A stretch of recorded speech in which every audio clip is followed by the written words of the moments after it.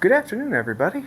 So, today I wasn't actually planning on really doing a video, but then I saw something when I came to the shed to go through and prepare things for the storm that's coming up here. We've got a big spring storm that's about to hit in an hour or so, or start anyway. And from what I was told last night, golf ball sized hail is expected, which is extremely unusual for this area. So, here's hoping that doesn't happen. I like my windows and don't want to have to replace any. So, anyway, I figured since I'm out here and I noticed this one thing, I might as well give you an update on my seed starting and how the plants in the shed are doing. So let me move things around and then I'll show you. Alright, you can't really see it from the labels, but this is the tomatoes that I seed started just a few days ago.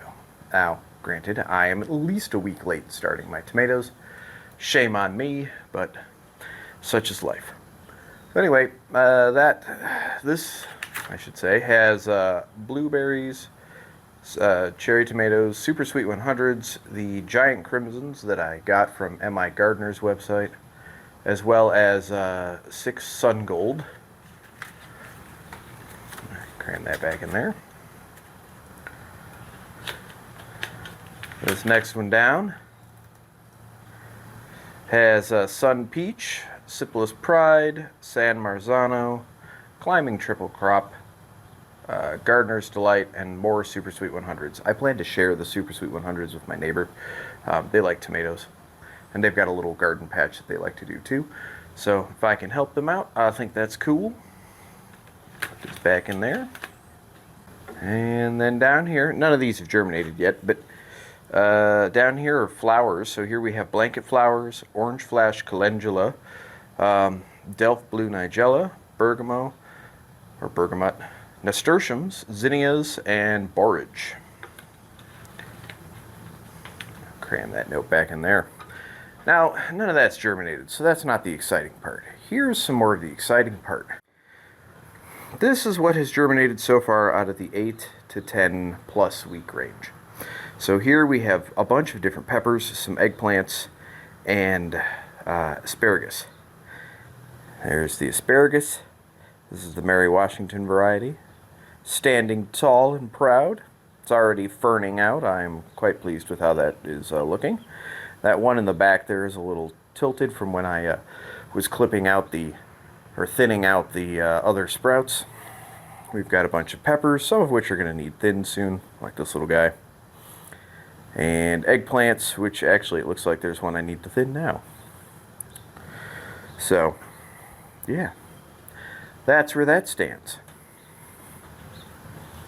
We'll go over here and behold the blueberry bushes and also the Meyer lemon tree.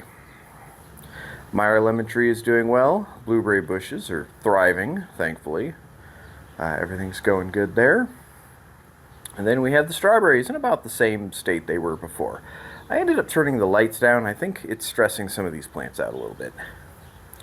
Not the blueberry and the Meyer lemon tree, but the rest of them, especially the strawberries, look to have undergone a bit of stress damage. So, lights have been turned down a notch. Now, what you might see over there is one little container that is standing by itself. That is the container for my single seed challenge. Solanum atropurpureum, also known as malevolence. And behold, we have a tiny little plant baby. I'm so happy to see it germinated. I was just about to start another one because it's been it's been like 3 weeks. This is well past the point in time in which it needed to germinate. So what I've learned here is that a lot of this stuff didn't bother to germinate until I took it off the heat mats, which is funny since it was only 40 to 50 degrees in the shed at any given time. I would have thought the heat mats were required, but maybe that's not the case.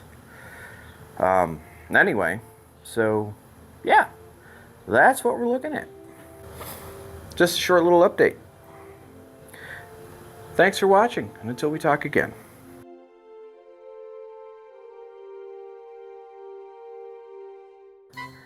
Testing, testing, testing. 1, 2, 3.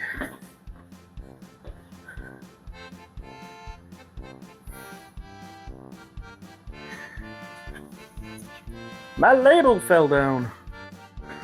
Won't let the ladle fall. I need that, or I won't know where anything is. Ooh.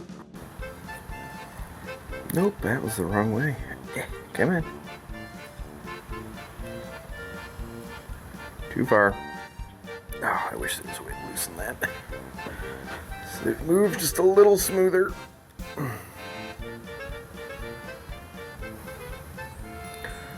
That's level? Really? Okay.